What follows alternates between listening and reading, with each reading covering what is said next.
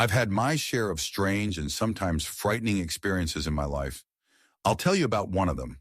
About 4 years ago, when I was 16, something happened that made me check my door several times before bed. That day, I invited a friend over for a sleepover. I was living with my parents at the time, but they were staying with friends, so there were just the three of us at home. Me, my older brother, who was 17 at the time, and my friend. My brother hung out with us for a while, and then went to bed because he had to get up early. My friend and I were sitting in my room, watching YouTube and chatting. Around 2 a.m., my friend started getting sleepy and fell asleep very quickly. I wasn't feeling sleepy, so I kept watching videos. Suddenly, I heard a noise outside the house. I didn't pay it any mind, since the neighbor's cats often climb onto our coal shed at night. Since the shed is covered with sheet metal, all this is accompanied by a dull metallic clang, just like the one I heard then.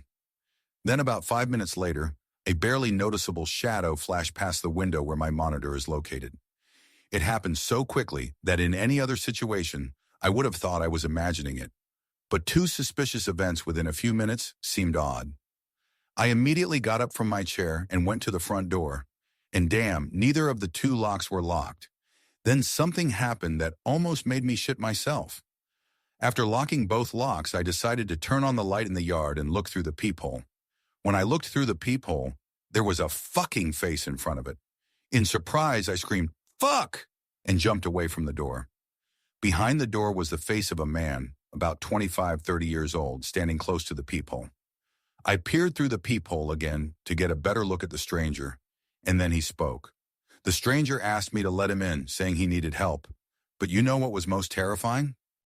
His emotions, or rather the complete lack thereof. The stranger's words sounded very convincing. There was genuine fear in his voice, as if he really needed urgent help on which his life depended.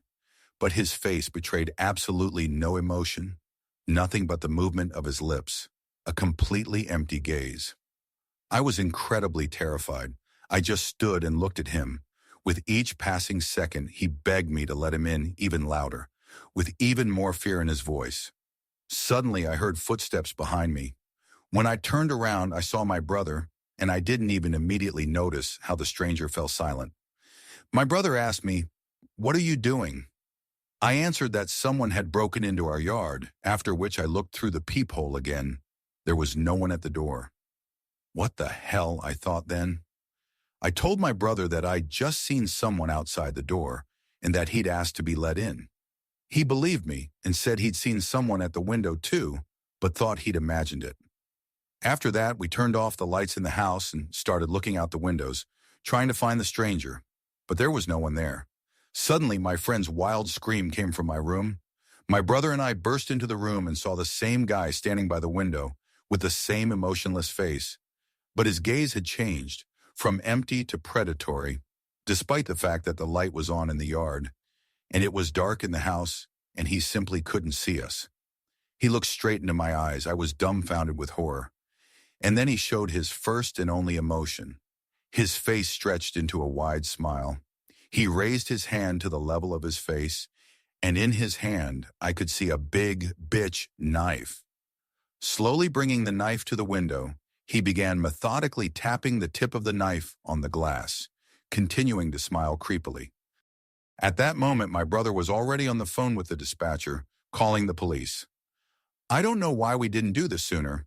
For some reason, none of us had even considered calling the police before. As soon as my brother finished talking to the dispatcher, we ran into another room.